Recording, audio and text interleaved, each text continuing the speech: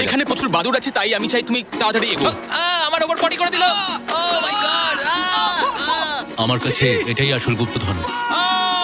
আমার হাতে লেগে এখান থেকে গেছে। চলো, নোলান, এখান থেকে তাড়াতাড়ি বেরিয়ে চলো। এখানে থাকার কোনো মানেই হয় না, এখানে গুপ্তধন নেই। এখন একটা মন্দির বাকি আছে যেখানে গুপ্তধন থাকতে পারে, আর যেহেতু অন্ধকার হয়ে এসেছিল, ছেলেরা মশাল জ্বালিয়ে নাও। চলো পরের অ্যাডভেঞ্চারে। যদি পরের প্রাচীন মন্দিরে ঢোকার আগে মশালগুলো নিভে যায় তাহলে আমি খুব দুঃখ পাবো। মন্দির মন্দির মন্দির, মশালের আলোতে চারিদিকটা মায়াবী লাগছে। দেখা যাক এবার আমাদের জন্য কি অপেক্ষা করে আছে। একটা প্রাচীন অ্যাডভেঞ্চার করছি মনে হচ্ছে, কিন্তু মশাল নিভে গেল আর রাস্তা নেই। এই চেষ্টাও বিফলে গেল। সামনে এগোনো যাবে না। ও মাই গড, ওটা কি ছিল? মনে হচ্ছে যেন একটা বাদুড়। দাঁড়াও, কি জাগুয়ার। এই ভিডিওটা এত ভয়ঙ্কর হয়ে উঠছে কেন?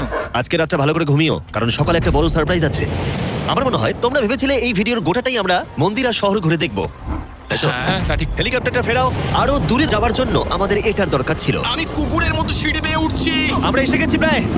হেলিকপ্টার এসে গেছে। ঠিক আছে, চলো যাওয়া যাক। চলো আরো প্রাচীন মন্দির ঘুরে দেখা যাক। আর আমরা যেখানে যাচ্ছি সেখানে মানব জাতির দ্বারা নির্মিত কিছু প্রাচীন ধ্বংসাবশেষ রয়েছে। আর এখানে এসে প্রথমেই আমরা এখন এটা দেখব, যেটাকে মায়ানরা বলতো পাতালের প্রবেশদ্বার। অনেক আগে এখানে বিশালাকৃতি দাঁত ছিল, সেগুলো কোথায় গেল? ওগুলো খুলে পড়ে গেছে। হ্যাঁ, এটা ঠিকই আছে। চলো ঘুরে আসি। ওয়াও, এটা অসাধারণ। এখানে কিছু জিনিস আছে যেগুলো সত্যি সত্যি দর্শনীয়, দারুণ। যেমন ধরুন এই মিডিল ওয়াও, স্ট্রাকচারটা। আমার মনে হয় এই বিল্ডিংটা একটা মন্দির ছিল। স্যাক্রিফাইস করার জন্য। হ্যাঁ, তুমি ঠিক বলেছো। Yes!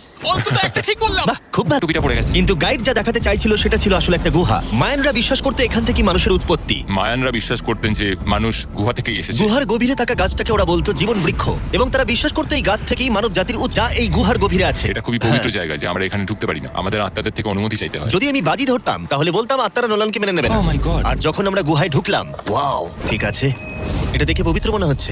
গাইডের নিয়ম পালন করা হলো। এটা ও কি করছে?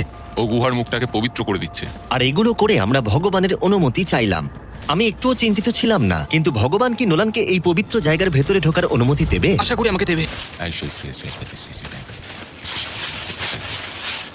আমার মনে হয় এটা ভালো। এটা কি হচ্ছে?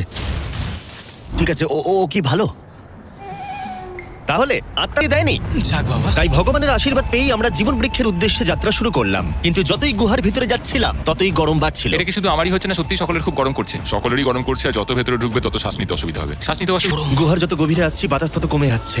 জানি না তোমরা ঘাম দেখতে পাচ্ছ কিনা, এখানে সত্যি খুব গরম। এই গুহাটা অনেকটাই গভীর, তবে এটা ভালো এখানে কোনো বাদুড় নেই। এখন তোমরা এখানে যা যা দেখছো, মায়ানরা চাইনি আমরা সেটা দেখি। ওরা এই জায়গাটা বন্ধ করতে চেয়েছিল। নিজেকে 2000 বছর প্রাচীন তারপর দেখো এত সুন্দর একটা গুহা, তার সাথে এত সুন্দর একটা ঘর, ওয়াও, আর এই দুর্দান্ত গাছ। ও, আমি কি একমাত্র যে ভেবেছিলাম জীবন বৃক্ষ আসলে একটা সত্যিকারের গাছ? হ্যাঁ, এটাই হচ্ছে এখানকার সব থেকে পবিত্র জায়গা। এই সব জিনিসগুলো কি মায়াই তৈরি করেছিল? আগে হ্যাঁ, ওই যে বড়গুলো দেখছো, হ্যাঁ। ওটাতে ওরা ধূপ জ্বালায় এবং ভগবানের দৃষ্টি আকর্ষণ করার চেষ্টা করে। এটা সত্যিই অসাধারণ। যদি তুমি 1000 বছর আগের মায়ান হতে তাহলে